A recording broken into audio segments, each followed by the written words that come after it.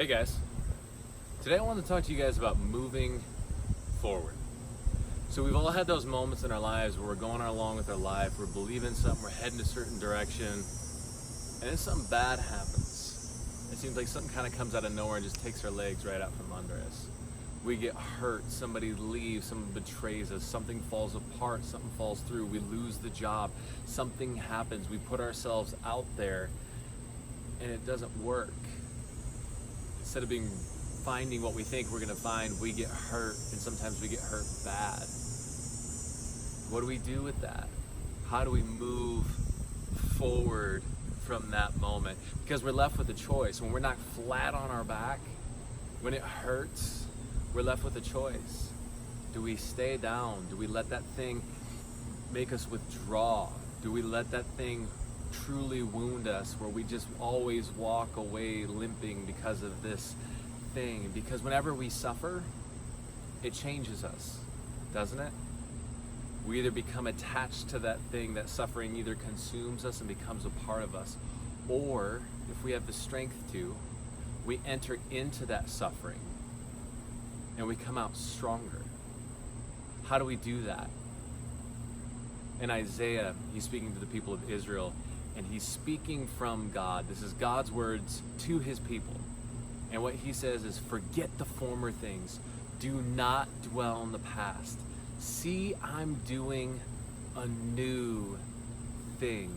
Do you not perceive it? I'm making a way. What he's saying is, just let it all go. Stop dwelling in the past, because I'm doing a new thing. But let's start right at the top. How do we forget the former things? How do we stop dwelling on the past? That's not easy. It's not easy to do that.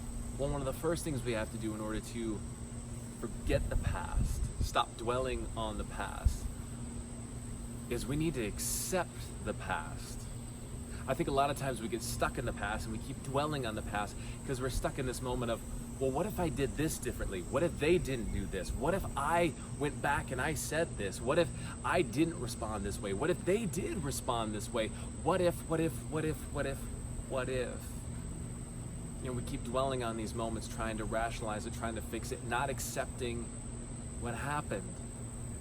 And we need to come and face reality that the past happened.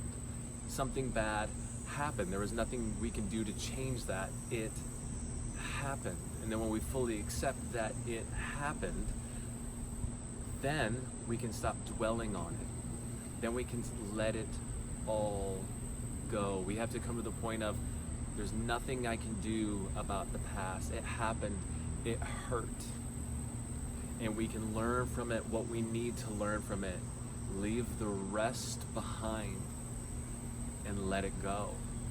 We can forget that thing because we've come to a place of accepting it, accepting what happened, facing the reality of what happened, so that we can forget about it and stop dwelling on it. And then we have an invitation. And God is saying to each one of us, when we're in that moment where we've been flat on our back, do you see the new thing I'm doing? Do you see it? It's here right in front of you. Are you aware of it? Because the reality is we can't become aware of the new thing that God is doing right in front of us if we're still holding on to the old thing. And I think a lot of us spend a lot of time holding on to the old thing, hoping a new thing comes along, but we can't see the new thing that God is doing right in front of us if we're still holding on to the old thing. So we need to accept that it happened. Take what we can from it, learn from it, stop dwelling on it, then let it go. And then we can enter into the new thing. We can fully embrace the new thing. We can make a choice to step out and move forward. It's a difficult choice to make because, yeah, you're putting yourself out there again. You're making yourself vulnerable again. You're deciding to move forward, and that's not easy. But God's saying, see, I'm doing a new thing. I'm making provision for you. At the end of that verse, he says, I make streams in the desert. I make ways for you. He's saying there's provision in the new thing.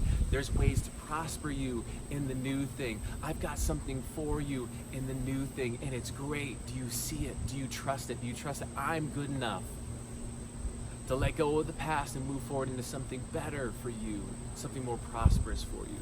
That's his invitation to each and every one of us today. And I want to encourage you to forget the former things, stop dwelling on the past, and see the new thing that God is doing right in front of you. Trust it and embrace it.